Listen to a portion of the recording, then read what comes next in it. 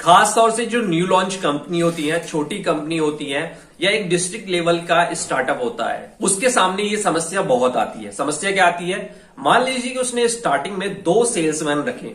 10-10 हजार रुपए के 2 सेल्समैन रखे और दोनों को एक एरिया दे दिया। अपनी सूझबूझ से दोनों को अलग अलग एरिया दे रखा है और ये वहां पर कैलकुलेशन कर रखी है कि वहां पर 1-1 लाख रुपए की सेल हो सकती है, हमें 1-1 लाख रुपए की सेल बनानी है। अब यहां पर क्या होता है कि एक लड़का मेहनत करता है, दूसरा लड़का भी बराबर मेहनत करता है और कंपनी का ओनर भी मेहनत करता है।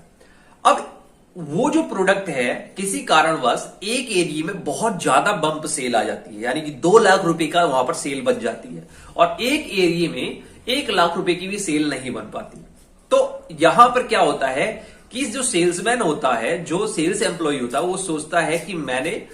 तो अपने टारगेट से दुगना टारगेट कर रहा हूं, दूसरा तो कर ही नहीं रहा, वो भी मेरे बराबर सैलरी लेता है, तो अब मुझे मालिक से कहना चाहिए कि मैंने आपकी सेल डबल कर दी। अब यहां पर क्या होता है कि जो ऑनर है उसके सामने दुविधा ये आ जाती है कि सेल तो एक्चुअल में डबल हो गई है, लड़के दोनों मेहनत कर रहे हैं, दोनों की बराबर सैलरी है, एक्सपीरियंस बराबर है, क्या अब उसकी सैलरी बढ़ाई जाए? और उसकी सैलरी बढ़ाएंगे तो दूसरा डिमोटिवेट होगा या नहीं होगा? ऐसे में क्या करना चाहिए? मैं आपको बताता हूं कि अगर आप एक न्यू कंपनी है,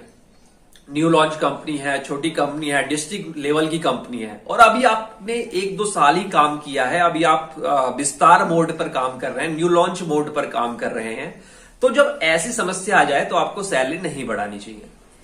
बिल्कुल नहीं बढ़ानी चाहिए। क्योंकि जो वो नया एरिया है, आपने जो कैलकुलेशन किया दोनों एरिया का कि इतनी इतनी सेल आ जाएगी, लेकिन आपके प्रोडक्ट कुछ इस कैटेगरी का है, कुछ इस जियोग्राफी का है कि कस्टमर का जो बिहेवियर है वो बाद में समझ में आता है कि कहां पर कितनी सेल हो सकती है। तो एक दूसरा जो एरिया है वहां पर 2 लाख की सेल आ रही है और एक एरिया है वहां पर 1 लाख की भी सेल नहीं आ रही, 80-85 हजार की सेल आ रही है। यहां पर आपको किसी की सैलरी बढ़ाने की जरूरत नहीं है। आपको क्या करना है कि जहां पर 2 लाख की सेल आ रही है वहां पर थोड़ा सा स्टडी करिए, रिसर्च करिए, रिसर्च देखिए कि क्यों सेल आ रही है, क्या वहां पर और भी विस्तार की संभावना है, क्या वहां पर और सेल हो सकती है, तो आप वहां पर स्टाफ बढ़ाइए, सैलरी मत बढ़ाइए। आप जो उसका एरिया है उसको बहुत ही अच्छी तरीके से सूझबूझ से सोच समझ के डिवाइड कर दीजिए। अब आपके पास 3 सेल्समैन होने चाहिए, यानी कि एक एरिया था जहां पर 2 लाख की सेल आ रही थी, वहां पर और भी बढ़ने की संभावना है, यानी कि वर्कलोड बढ़ेगा तो और प्रोडक्टिविटी आएगी, क्योंकि आपका जो प्रोडक्ट है वहां पर उस तरह के कंज्यूमर ज्यादा है।